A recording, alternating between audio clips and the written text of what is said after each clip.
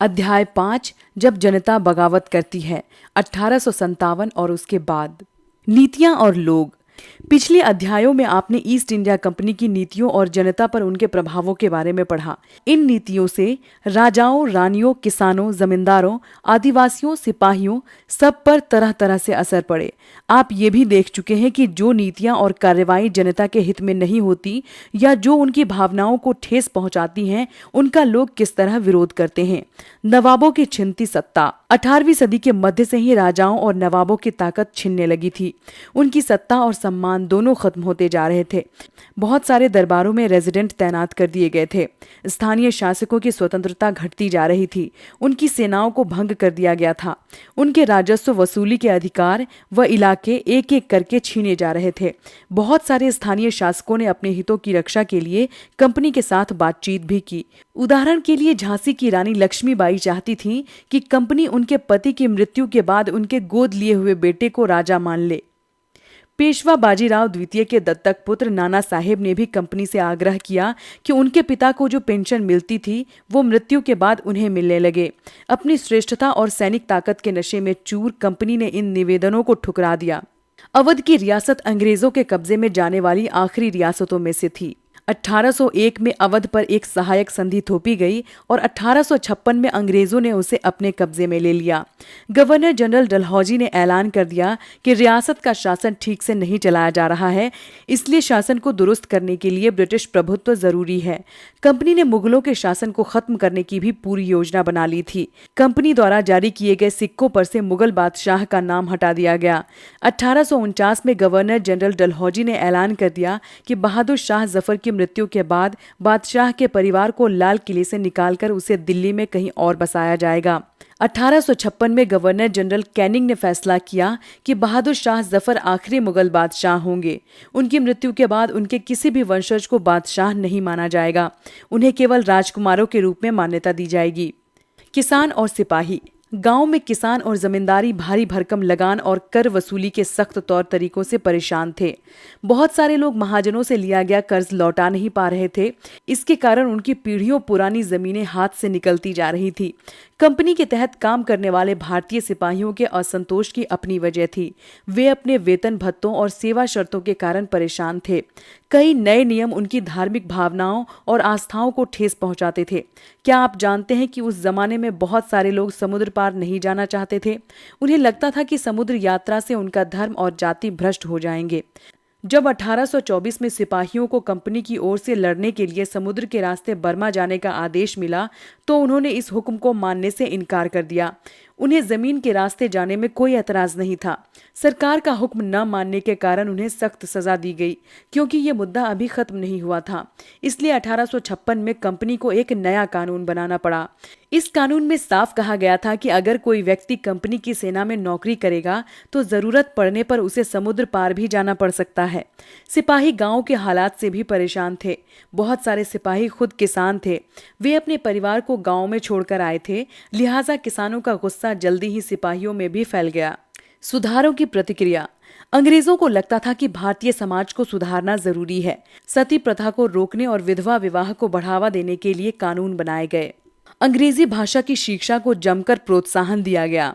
1830 के बाद कंपनी ने ईसाई मिशनरियों को खुलकर काम करने और यहाँ तक कि जमीन व संपत्ति जुटाने की भी छूट दे दी। 1850 में एक नया कानून बनाया गया जिससे ईसाई धर्म को अपनाना और आसान हो गया। इस कानून में प्रावधान किया गया था कि अगर कोई भारतीय व्यक्ति ईसाई धर्म अपनाता है तो भी पुरखों की संपत्ति पर उसका अधिकार पहले जैसा ही रहेगा। बहुत सारे भारतीयों को यकीन हो गया था कि अंग्रेज उनका धर्म, उनके सामाजिक रीति रिवाज और परंपरागत जीवन शैली को नष्ट कर रहे हैं। दूसरी तरफ ऐसे भारतीय भी थे जो मौजूदा सामाजिक व्यवस्था में बदलाव चाहते थे। इन सुधारकों और उनके सुधार आंदोलन के बारे में आप अध्याय 8 में पढ़ेंगे। जनता की नजर से उस जमाने में लोग अंग्रेज शासन के बारे में क्या सोच रहे थे, इसका जायजा लेने के लिए आप स्रोत 1 और 2 को पढ़ें। सैनिक विद्रोह जन विद्रोह बन गया। यद्यपि शासक और प्रजा के बीच संघर्ष कोई अनोखी बात नहीं होती, लेकिन कभी कभी ये संघर्ष इतने फैल जाते हैं कि राज्य की सत्ता छिन्न भिन्न हो जाती है। बहुत सारे लोग मानने लगे हैं कि उन सब का शत्रु एक है, इसलिए वे सभी कुछ करना चाहते थे। इस तरह की स्थिति में हालात अपने हाथों में लेने के लिए लोगों को संगठित होना पड़ता है। उन्हें संचार, पहलकदमी और आत्मविश्वास का परिचय देना होता है। भारत के उत्तरी भागों में 1857 में ऐसी ही स्थिति पैदा हो गई थी। फतेह और शासन के 100 साल बाद ईस्ट इंडिया कंपनी को एक भारी विद्रोह से जूझना पड़ रहा था। मई 1857 में शुरू हुई इस बगावत ने भारत में कंपनी का अस्तित्व ही खतरे में डाल दिया था। मेरठ से शुरू करके सिपाहियों ने कई जगह बगावत की। समाज के विभिन्न तबकों के असंख्य लोग विद्रोही तेवरों के साथ उठ खड़े हुए। कुछ लोग मानते हैं कि 19वीं सदी में उपनिवेशवाद के खिलाफ दुनिया भर में ये सबसे बड़ा सशस्त्र संघर्ष था।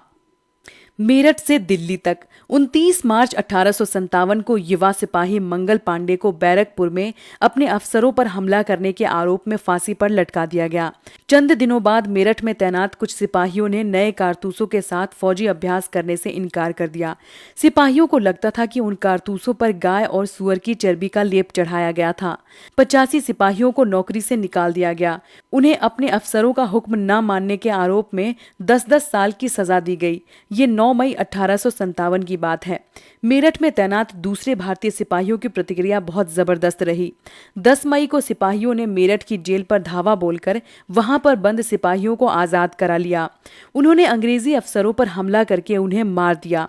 उन्होंने बंदूक और हथियार कब्जे में ले लिए और अंग्रेजों की इमारतों और संपत्तियों को आग के हवाले कर दिया। उन्होंने फिरंगियों के खिलाफ युद्ध का ऐलान कर दिया। सिपाही पूरे देश में अंग्रेजों के शासन को खत्म करने पर आमादा थे, लेकिन सवाल था कि अंग्रेजों के जाने के बाद देश का शासन कौन चलाएगा। सिपाहियों ने इसका भी जवाब ढूंढ लिया था। वे मुगल सम्राट बहादुर शाह जफर को देश का शासन सौंपना चाहते थे। मेरठ के कुछ सिपाहियों की एक टोली 10 मई की रात को घोड़ों पर सवार होकर मुंह अंधेरे ही दिल्ली पहुंच गई। जैसे ही उनके आने की खबर फैली, दिल्ली में तैनात टुकड़ियों ने भी बगावत कर दी। यहाँ भी अंग्रेज अफसर मारे गए। देशी सिपाहियों ने हथियार और गोला बारूद कब्जे में ले लिया और इमारतों को आग लगा दी। विजयी सिपाही लाल किले की दीवारों के आसपास जमा हो गए। वे बादशाह से मिलना चाहते थे। बादशाह अंग्रेजों की भारी ताकत से दो हाथ करने को तैयार नहीं थे, लेकिन सिपाही भी अड़े रहे। आखिरकार वे जबरन महल में घुस आए। उन्होंने बहादुर शाह जफर को अपना नेता घोषित कर दिया। बूढ़े बादशाह को सिपाहियों की ये मांग माननी पड़ी। उन्होंने देश भर के मुखियाओं और शासकों को चिट्ठी लिखकर अंग्रेजों से लड़ने के लिए भारतीय राज्यों का एक संघ बनाने का आह्वान किया। बहादुर शाह के इस एकमात्र कदम के गहरे परिणाम सामने आए। अंग्रेजों से पहले देश के एक बहुत बड़े हिस्से पर मुगल साम्राज्य का ही शासन था। ज्यादातर छोटे शासक और रजवाड़े मुगल बादशाह के नाम पर ही अपने इलाकों का शासन चलाते थे। ब्रिटिश शासन के विस्तार से भयभीत ऐसे बहुत सारे शासकों को लगता था कि अगर मुगल बादशाह दोबारा शासन स्थापित कर लें तो वे मुगल आधिपत्य में दोबारा अपने इलाकों का शासन बेफिक्र होकर चलाने लगेंगे। अंग्रेजों को इन घटनाओं की उम्मीद नहीं थी। उन्हें लगता था कि कारतूसों के मुद्दे पर पैदा हुई उथल पुथल कुछ समय में शांत हो जाएगी। लेकिन जब बहादुर शाह जफर ने बगावत को अपना समर्थन दे दिया तो स्थिति रातों रात बदल गई। अक्सर ऐसा होता है कि जब लोगों को कोई रास्ता दिखाई देने लगता है तो उसका उत्साह और साहस बढ़ जाता है। इससे उन्हें आगे बढ़ने की हिम्मत, उम्मीद और आत्मविश्वास मिलता है। बगावत फैलने लगी। जब दिल्ली से अंग्रेजों के पैर उखड़ गए तो लगभग 1 हफ्ते तक कहीं और विद्रोह नहीं हुआ। जाहिर है खबर फैलने में कुछ समय तो लगना ही था, लेकिन फिर तो विद्रोहों का सिलसिला शुरू ही हो गया। एक के बाद एक हर रेजिमेंट में सिपाहियों ने विद्रोह कर दिया। वे दिल्ली, कानपुर, लखनऊ जैसे मुख्य बिंदुओं पर दूसरी टुकड़ियों का साथ देने के लिए निकल पड़े। उनकी देखा देखी कस्बों और गांव के लोग भी बगावत के रास्ते पर चलने लगे। वे स्थानीय नेताओं, जमींदारों और मुखियाओं के पीछे संगठित हो गए। ये लोग अपनी सत्ता स्थापित करने और अंग्रेजों से लोहा लेने के लिए तैयार थे। स्वर्गीय पेशवा बाजीराव के दत्तक पुत्र नाना साहेब कानपुर के पास रहते थे। उन्होंने सेना इकट्ठा की और ब्रिटिश सैनिकों को शहर से खदेड़ दिया। उन्होंने खुद को पेशवा घोषित कर दिया। उन्होंने ऐलान किया कि वो बादशाह बहादुर शाह जफर के तहत गवर्नर हैं। लखनऊ की गद्दी से हटा दिए गए नवाब वाजिद अली शाह के बेटे बिरजिस कद्र को भी नया नवाब घोषित कर दिया गया। बिरजिस कद्र ने भी बहादुर शाह जफर को अपना बादशाह मान लिया। उनकी मां बेगम हजरत महल ने अंग्रेजों के खिलाफ विद्रोह को बढ़ावा देने में बढ़ चढ़कर हिस्सा लिया। झांसी में रानी लक्ष्मीबाई भी विद्रोही सिपाहियों के साथ जा मिली।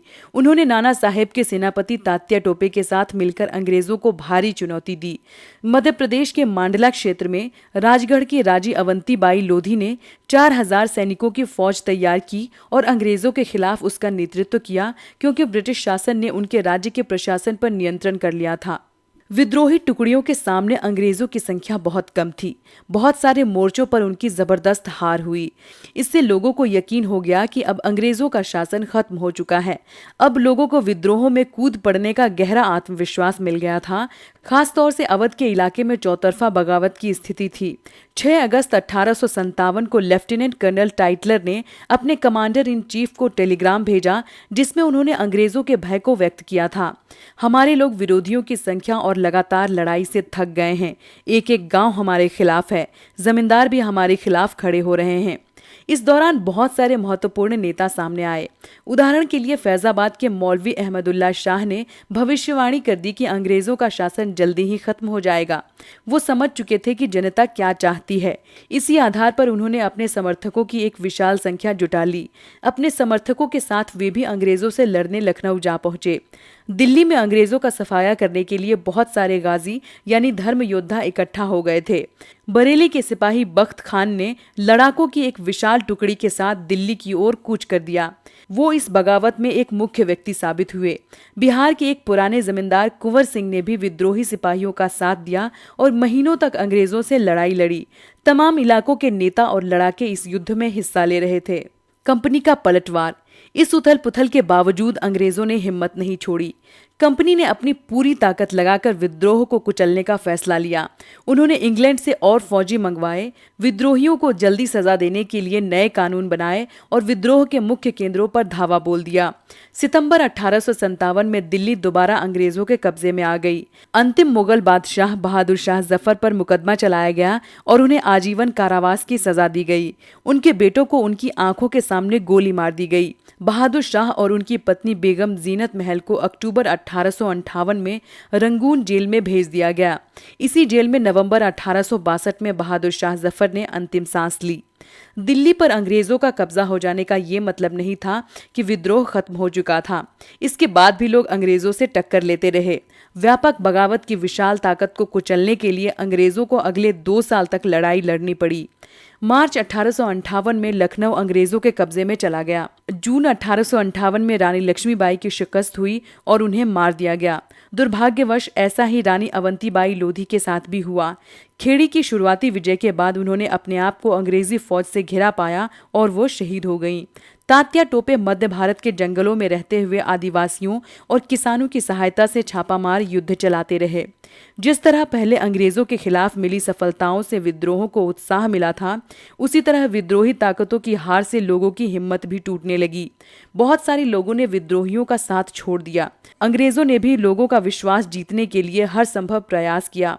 उन्होंने वफादार भूस्वामियों के लिए इनामों का ऐलान कर दिया। उन्हें आश्वासन दिया गया कि उनकी जमीन पर उनके परंपरागत अधिकार बने रहेंगे। जिन्होंने विद्रोह किया था उनसे कहा गया कि अगर वे अंग्रेजों के सामने समर्पण कर देते हैं और अगर उन्होंने किसी अंग्रेज की हत्या नहीं की है तो वे सुरक्षित रहेंगे और जमीन पर उनके अधिकार और दावेदारी बनी रहेगी। इसके बावजूद सैकड़ों सिपाहियों, विद्रोहियों, नवाबों और राजाओं पर मुकदमे चलाए गए और उन्हें फांसी पर लटका दिया गया। विद्रोह के बाद के साल अंग्रेजों ने 1859 के आखिर तक देश पर दोबारा नियंत्रण पा लिया था, लेकिन अब वे पहले वाली नीतियों के सहारे शासन नहीं चला सकते थे। अंग्रेजों ने जो अहम बदलाव किए वे निम्नलिखित हैं। ब्रिटिश संसद ने 1858 में एक नया कानून पारित किया और ईस्ट इंडिया कंपनी के सारे अधिकार ब्रिटिश साम्राज्य के हाथ में सौंप दिए ताकि भारतीय मामलों को ज्यादा बेहतर ढंग से संभाला जा सके। ब्रिटिश मंत्रिमंडल के एक सदस्य को भारत मंत्री के रूप में नियुक्त किया गया। उसे भारत के शासन से संबंधित मामलों को संभालने का जिम्मा सौंपा गया। उसे सलाह देने के लिए एक परिषद का गठन किया गया जिसे इंडिया काउंसिल कहा जाता था। भारत के गवर्नर जनरल को वायसराय का ओहदा दिया गया। इस प्रकार उसे इंग्लैंड के राजा रानी का निजी प्रतिनिधि घोषित कर दिया गया। फलस्वरूप अंग्रेज सरकार ने भारत के शासन की जिम्मेदारी सीधे अपने हाथों में ले ली। दूसरा, देश के सभी शासकों को भरोसा दिया गया कि भविष्य में कभी भी उनके भूक्षेत्र पर कब्जा नहीं किया जाएगा। उन्हें अपनी रियासत अपने वंशजों यहाँ तक कि दत्तक पुत्रों को सौंपने की छूट दे दी गई, लेकिन उन्हें इस बात के लिए प्रेरित किया गया कि वे ब्रिटेन की रानी को अपना अधिपति स्वीकार करें। इस तरह भारतीय शासकों को ब्रिटिश साम्राज्य के अधीन शासन चलाने की छूट दी गई। तीसरा, सेना में भारतीय सिपाहियों का अनुपात कम करने और यूरोपीय सिपाहियों की संख्या बढ़ाने का फैसला लिया गया। ये भी तय किया गया कि अवध, बिहार, मध्य भारत और दक्षिण भारत से सिपाहियों को भर्ती करने की बजाय अब गोरखा, सिखों और पठानों में से ज्यादा सिपाही भर्ती किए जाएंगे। चौथा, मुसलमानों की जमीन और संपत्ति बड़े पैमाने पर जब्त की गई। उन्हें संदेह व शत्रुता के भाव से देखा जाने लगा। अंग्रेजों को लगता था कि ये विद्रोह उन्होंने ही खड़ा किया था। पांचवा, अंग्रेजों ने फैसला किया कि वे भारत के लोगों के धर्म और सामाजिक रीति रिवाजों का सम्मान करेंगे। छठा, भूस्वामियों और जमींदारों की रक्षा करने तथा जमीन पर उनके अधिकारों को स्थायित्व देने के लिए नीतियां बनाई गईं। इस प्रकार 1857 के बाद इतिहास का एक नया चरण शुरू हुआ।